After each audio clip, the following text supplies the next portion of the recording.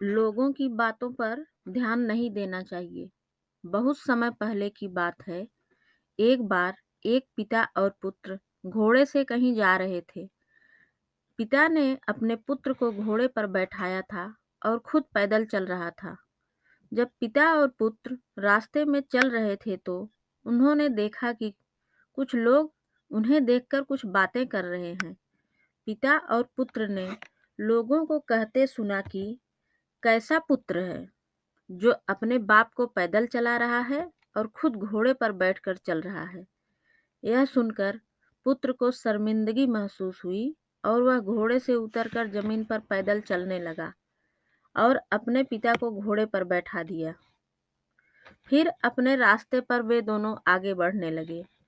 थोड़ी दूरी तय करने के पश्चात फिर पिता और पुत्र ने लोगों को यह कहते सुना कि कैसा निर्दयी पिता है, खुद तो घोड़े की सवारी कर रहा है और अपने पुत्र को पैदल चला रहा है। यह सुनकर पिता को भी बहुत अटपटा लगा और वह नीचे उतर गया। अब पिता और पुत्र दोनों ही पैदल चलने लगे। वे दोनों कुछ दूर और आगे बढ़े तो फिर लोगों को यह कहते सुना कि कैसे मूर्ख लोग हैं, घोड़ा साथ में लेकर पैदल चल रहे हैं। लोगों की ऐसी बातें सुनकर पिता और पुत्र दोनों का दिमाग एकदम खराब हो गया। अब यह दोनों ही घोड़े पर बैठ गए और वहां से आगे बढ़े। लेकिन कुछ ही दूर आगे बढ़े थे तो फिर लोग उनसे मिले और फिर से कहने लगे कि कैसे इंसान है, कैसे निर्दयी और बेवकूफ इंसान है। एक बेजुबान घोड़े पर दो दो लोग सवारी कर रहे हैं।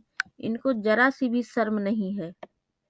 इनके अंदर दया नाम की कोई चीज ही नहीं है। इन दोनों की सवारी करने से घोड़ा मर रहा है।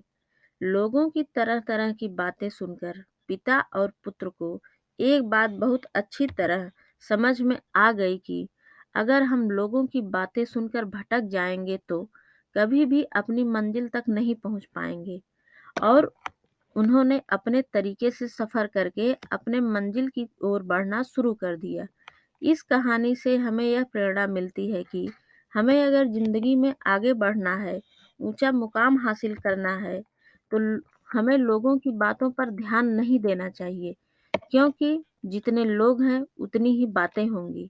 इसलिए हमें अपने सपनों को पूरा करने के लिए लोगों का ध्यान न देते हुए केवल आगे बढ़ना है।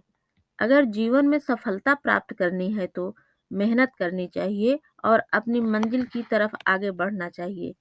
यह कहानी आप सभी को जरूर पसंद आई होगी। पसंद आई हो तो चैनल को लाइक, सब्सक्राइब और कमेंट करके मेरा हौसला जरूर बढ़ाइएगा। धन्यवाद।